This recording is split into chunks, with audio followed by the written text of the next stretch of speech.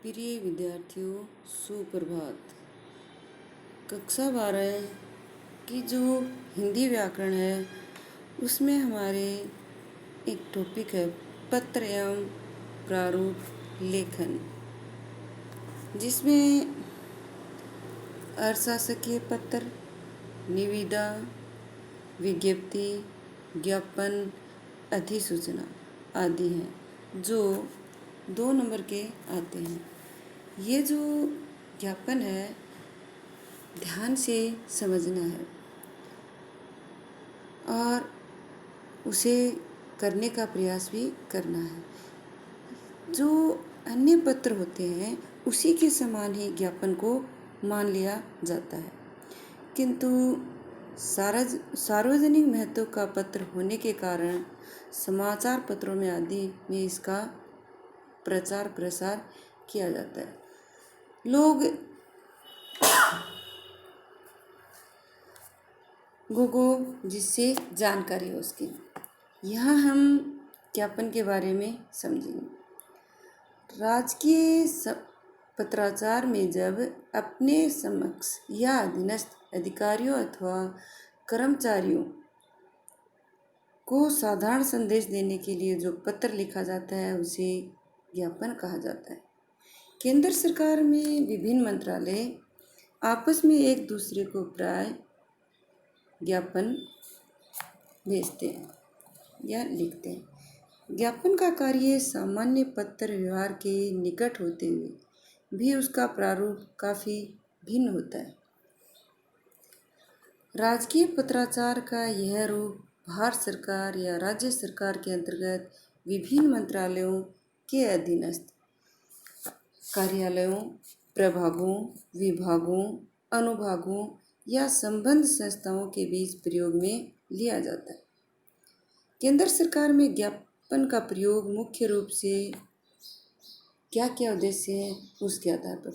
यदि हम इस ज्ञापन को संक्षिप्त में समझें, एक मंत्रालय से दूसरे मंत्रालय में संबंध स्थापित करने के लिए ज्ञापन का प्रयोग किया जाता है।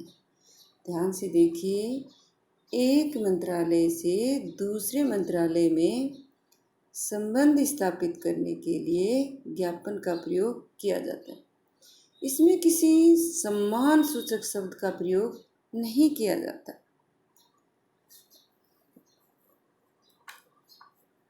अपितु प्रेषक अधिकारी के हस्ताक्षर एवं पद का उल्लेख किया जाता है।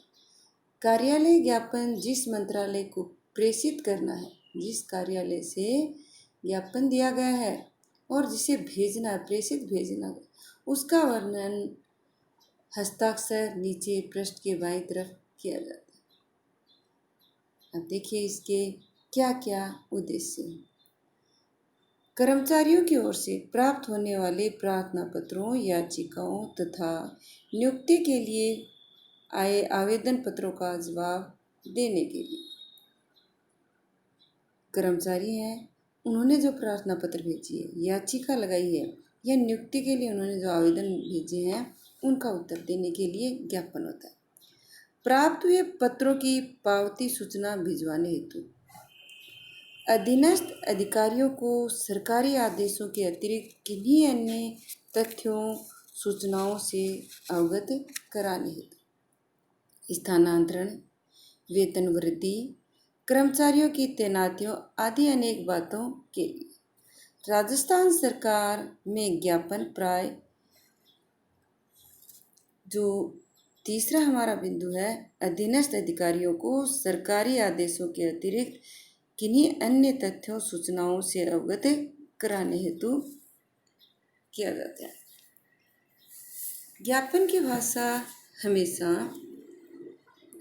अन्य पुरुष में होती है, अर्थात प्रथम और मध्यम पुरुष में न होकर उत्तम और मध्यम पुरुष में न होकर अन्य पुरुष में होती है। ज्ञापन बहुत लंबे चौड़े और वर्णनात्मक न होकर विषय के अनुसार एवं संक्षिप्त होते हैं। ध्यान दीजिए, लंबे चौड़े नहीं होते हैं, बहुत ज़्यादा वर्णन नहीं किया जाता है, संक्षिप्त ही होते हैं और जैसा विषय होता है उसी के अनुसार। ज्ञापनों में न संबोधन होता है और न भवदीय जैसा स्वनिर्देशन। हमने पीछे भी पढ़ा था कि इसमें सम्मान सूचक शब्द का प्रयोग नहीं होता है, ना तो संबोधन किया जाता है और ना ही आखिर में हम जो भवदीय लिखते हैं, स्वयं का निर्देश देते हैं कि कौन है, उससे संबंधित नहीं होता है। नीचे अंत में केवल प्रेषक के हस्ताक्षर और उसके नीचे पदनाम का उल्लेख किया जाता है। और जिस या जिनके लिए ज्ञापन होता है उसका और पद प्रेषक के हस्ताक्षर नीचे बाईं ओर कोने में लिख दिया जाता है। ज्ञापन की भाषा सरल एवं वाक्य योजना छोटी छोटी होती है। ज्ञापन में एक से अधिक अनुच्छेद हो तो पहले अनुच्छेद पर क्रमांक न देकर उसके बाद के अनुच्छेदों पर क्रमांक दिए जाते हैं। पहला जो अनुच्छेद है, पैराग्राफ बटे हुए हैं, तो पहले वाले पर क्रमांक न देकर उसके बाद में होते हैं उन्हीं पर ही। इसके वाक्य सामान्यतः कर्मवाचक ही होते हैं, जैसे किया जाता है, किया गया था, किया जाएगा आदि। ज्ञापन दो प्रकार के होते हैं, कार्यालय ज्ञापन और ज्ञापन। ज्ञापन एक ही मंत्रालय या विभाग में के काम में लिया जाता है, जबकि कार्यालय ज्ञापन है वो विभिन्न मंत्रालयों विभागों के बीच भेजा जाता है। दोनों के प्रारूप में ज़्यादा अंतर नहीं है। अब हम एक ज्ञापन है जिसको हम आसानी से समझने का प्रयास करेंगे। अब हमने देखा कि ऐसा मौसम चल रहा है जिसमें वृक्षारोपण किया जा रहा है। हमें भी उसी आधार पर एक ज्ञापन तैयार करना है। सबसे पहले हम लिखेंगे राजस्थान सरकार। ज्ञापन आएगा और उसमें लिखा होगा राजस्थान सरकार के कार्यालयों में प्रयुक्त ज्ञापन का कोई प्रारूप लिखिए जिसमें वन विभाग से संबंधित हो या वृक्षारोपण से संबंधित। तो सबसे पहले हम लिखेंगे राजस्थान सरकार, जो कॉपी के बीच में होगा। फिर कौन सा विभाग है? वन विभाग, शासन सचिवालय। फिर देखिए हम जो क्रमांक लगाते हैं उसी के अनुरूप पत्र क्रमांक, और फिर उसमें कोई भी क्रमांक दे दीजिए। वन विभाग आ गया है और फिर सन आ गई है और आगे जैसे 391 से 460 है, यह क्रमांक हो गया। उसके सामने हम दिनांक लिखेंगे। जिस जगह से प्रमुख जगह का नाम भी लिख सकते हैं या सीधा ही हम दिनांक भी लिख सकते हैं। दिनांक में हम इसी महीने को ध्यान में रखते हुए, बारिश होती है तब वृक्षारोपण होता है, तो उसी के अनुसार हम जून जुलाई की तारीख लगा सकते हैं। जैसे इसमें लगी हुई है 30 जून 2020। अब हमने देखा कि ज्ञापन शुरू कर दिया है, किसी प्रकार का यहाँ संबोधन नहीं होगा। सबसे पहले होगा विषय, और विषय क्या है? वृक्षारोपण का कार्यक्रम। अब देखिए कैसे सरल शब्दों में समझा रहे हैं। हम मानसून की ओर मुखातिब हैं, मुखातिब मानसून की तरफ मुख किए हुए आगे बढ़ रहे हैं। इस वर्ष हमें राजस्थान में 50 लाख संख्या कुछ भी लिख सकते हैं हम, वृक्षारोपण का लक्ष्य प्राप्त करना है। हमें इतने वृक्ष वो लगाने हैं। इस बड़े अभियान में हमारे विभाग के प्रत्येक अधिकारी एवं कर्मचारी के सहयोग की अपेक्षा है। ये जो अभियान है इसमें प्रत्येक अधिकारी एवं कर्मचारी के सहयोग की चाहत की गई है, आशा की गई है कि वे सभी इसमें सहयोग करें। हमारी विभागीय नर्सरियों में पौधे तैयार हैं, पौधे वो तैयार कर दी गई है नर्सरी में। एक बार अच्छी वर्षा होते ही हमें प्रदेश के प्रत्येक गांव और शहर के मोहल्ले तक पहुंच जाना है। अच्छी बारिश होते ही हर गांव, हर शहर और मोहल्ले तक हमें पहुंच जाना है। मुद्रित प्रचार सामग्री पहले ही भिजवा जा चुकी है, अर्थात जो प्रचार करने के लिए सामग्री है वो भेज दी गई है।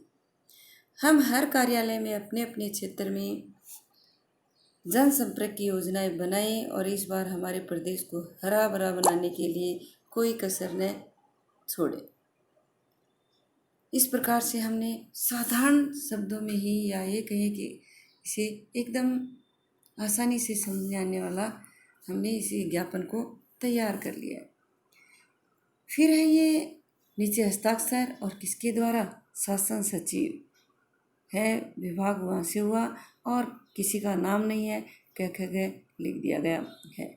फिर किस किस की सेवा में भेजा गया है वह देखना है। निदेशक वन विभाग, सभी उपवन अधिकारी और सभी सहायक वन अधिकारी, इन सभी को यह ज्ञापन है वो भेज दिया गया है। इस प्रकार से सभी को ये ज्ञापन है ये समझना है और इसको करना है। उसके बाद अन्य ज्ञापन है वह भी मैं तुम्हें भेज देती हूँ, उसी के अनुसार ही बनाने का प्रयास करें। यदि इसमें समझ में नहीं आता है तो वह पूछ सकते हैं। ज्ञापन संक्षिप्त अवश्य है, लेकिन इसे हमें ध्यान से समझना है। जहाँ समझ में नहीं आए वहाँ पूछ सकते हैं। यदि जो सामने लिखा हुआ है वो भेजा है वह नहीं आता है तो मैं इसे दोबारा सभी के पास या ग्रुप में भेज दूँगी। पीछे का गृह कार्य है वह भी पूर्ण करें। और ज्ञापन इसी प्रकार से यदि हम देखें कि इसकी जगह हमारे पास होता विद्युत जो खर्च है उसे बचत करने हेतु, तो हम इसे भी लिख देते भारत सरकार गृह मंत्रालय ज्ञापन, और फिर क्रमांक लगा देते और उसके सामने ही जिस जगह से लिख रहे हैं उस जगह का नाम लिख के आगे दिनांक लिख देते।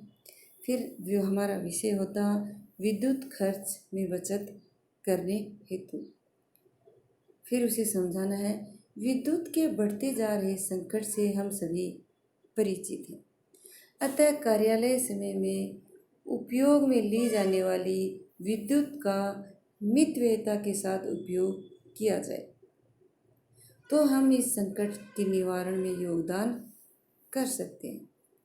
हम एयर कंडीशनर, कूलर, हीटर, पंखा, ट्यूबलाइट का मितव्ययता के साथ ऐसे उपयोग करें कि कार्यालय कार्य में भी बाधा न पहुँचे और विद्युत का अपव्यय भी रोका जा सके। अतः समस्त अधिकारियों एवं कर्मचारियों को सूचित किया जाता है कि वे विद्युत उपयोग में अपव्यय रोकने का गंभीरता से प्रयास करें। फिर नीचे क्या कहा गया लिख दें और अतिरिक्त सचिव के द्वारा लिखा हुआ। यह मैंने तुम्हें दूसरा ज्ञापन समझा दिया है, इसे स्वयं लिखेंगे और फिर इसे सेंड करेंगे कि किस किस का कितना सही हुआ है और किस प्रकार से बना सकते हैं।